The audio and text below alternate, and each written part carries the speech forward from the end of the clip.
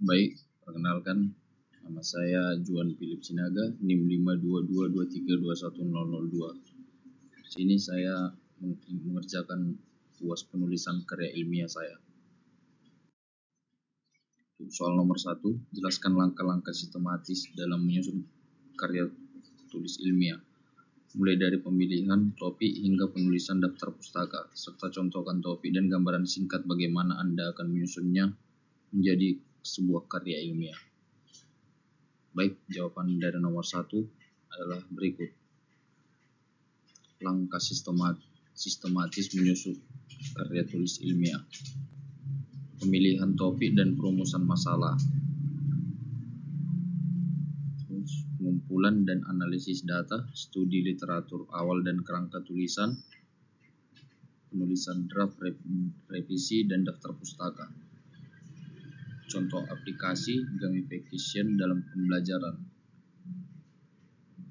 1. Topik spesifik.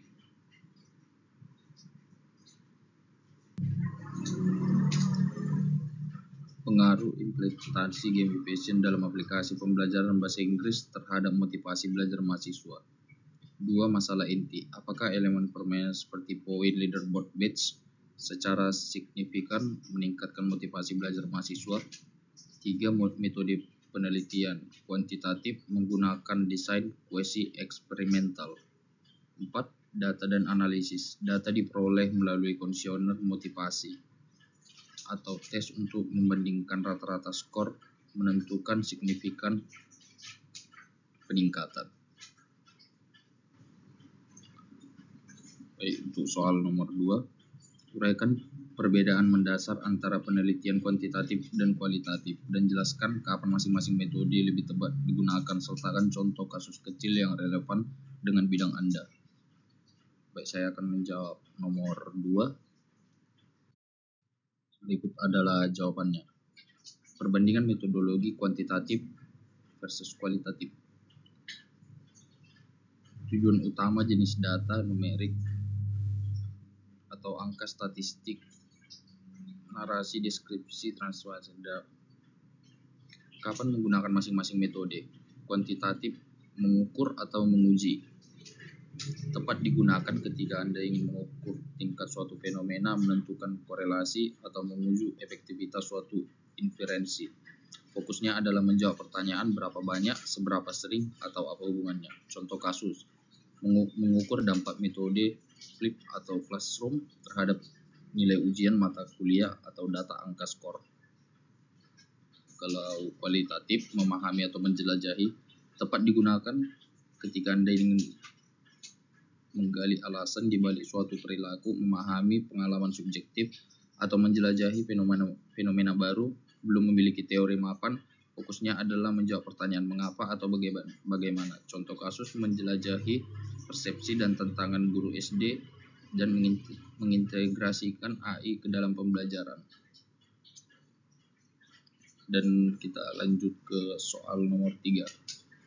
Apa yang dimaksud dengan etika penulisan ilmiah dan bagaimana cara Anda mencegah terjadinya plagiatisme dalam karya tulis Anda? Tunjukkan satu kutipan yang benar dalam gaya apa dan IEE. Baik, untuk jawaban nomor 3. Etika penulisan ilmiah dan integritas akademik. Etika penulisan ilmiah adalah fondasi dari seluruh ekosistem akademik. Etika menjamin integritas, keaslian, dan kepercayaan terhadap hasil penelitian yang dipublikasikan. Kejujuran data, melaporkan data secara apa adanya tanpa manipulasi, pemalsuan, atau fabrikasi. Dan data harus dapat prosedur penelitian dijelaskan secara transparan. Orisinilitas karya. Menyajikan ide dan tulisan yang merupakan kontribusi sendiri. Karya harus bebas dari plagiatisme, termasuk self-plagiarism. Menerbitkan ulang karya sendiri tanpa referensi. 3. Keterbukaan sumber. Mengakui setiap ide, argumen, atau data yang berasal dari pihak lain melalui sistem pengutipan yang benar dan daftar pustaka yang lengkap. Strategi pencegahan plagiatisme adalah kejahatan akademik serius. Pencegahannya membutuhkan kesadaran dan praktik penulisan yang disiplin. Kutipan wajib. Segera catat sumber saat Anda mengambil data atau ide. Setiap kalimat non-opsional harus diakui. 2. Alat anti plagiarisme. Gunakan perangkat lunak seperti Turnitin atau Plagiarism untuk memverifikasi keaslian draft Anda sebelum diserahkan. Nomor 3.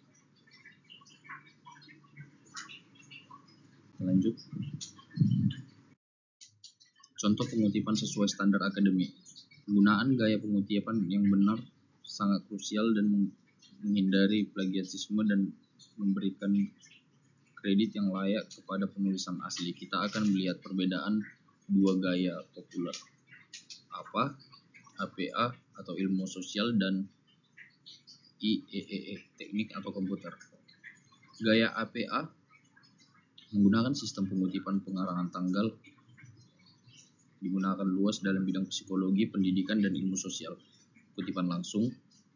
Penelitian ini menemukan bahwa literasi digital memiliki korelasi yang signifikan dengan peningkatan keterampilan berpikir kritis mahasiswa.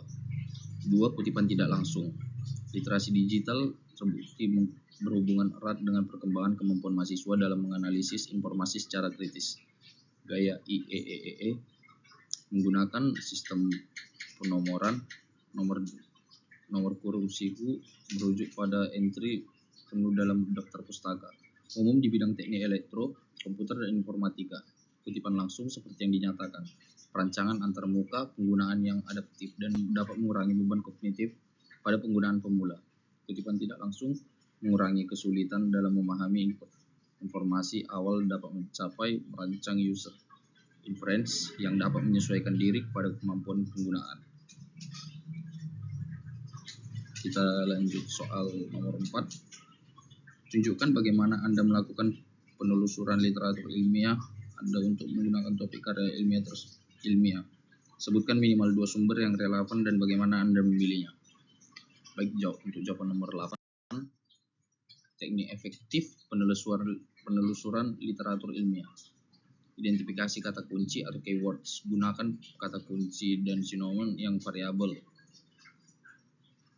Saring dan evaluasi hasil. Terapkan filter batasi tahun publikasi 5-10 tahun terakhir. Utamakan jurnal ilmiah dan baca abstrak. Untuk mengonfirmasi relevansi sebelum mengundang artikel penuh. Pilih basis data kredibel. Fokuskan pencarian pada basis yang menjamin kualitas literatur, alih-alih mesin pencari umum. Baca, catat, dan sintesis. Jangan hanya membaca, buat catatan kritis mengenai metodologi, temuan utama, dan bagaimana artikel tersebut mengisi research gap Anda. Mulailah mensintesis temuan untuk membangun tinjauan pustaka. Sumber daya ilmiah, pilihan 1, Google Scholar. Mesin pencari literatur akademik yang sangat mudah diakses, mencakup berbagai format, jurnal buku, dan beragam penerbit. Alasan dipilih, aksesibilitas tinggi, cakupan dan luas ideal, dapat menggambarkan gambaran awal yang cepat dan melacak situasi dasar. 2. Skins Direct atau Scopus. Basis data yang belum menyediakan akses kejutan artikel yang dapat dialasankan. 1. Alasan dipilih menjamin kualitas dan kredibilitas tinggi.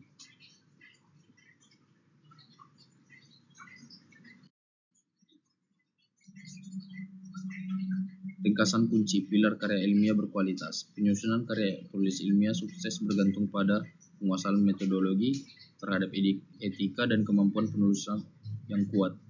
Struktur sistematis, mengikuti atur logis dan perumusan masalah hingga kesimpulan, memastikan koherensi argumen dari awal hingga akhir tulisan.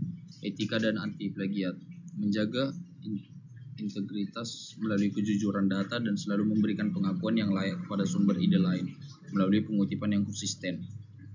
Metode tepat, memiliki antara kuantitatif sebagai menguji hipotesis, analisis, dan kualitatif. Penelusuran kredibel, menggunakan sumber daya akademik terpercaya, dan strategi kata kunci yang presisi untuk membangun landasan teori yang kuat. Langkah selanjutnya bagi peneliti pemula. Terapkan praktik pengutipan segera saat membaca literatur untuk menghindari kelupaan sumber. Pilih topik yang benar-benar Anda minati. Motivasi adalah pendorong utama selama proses penelitian panjang.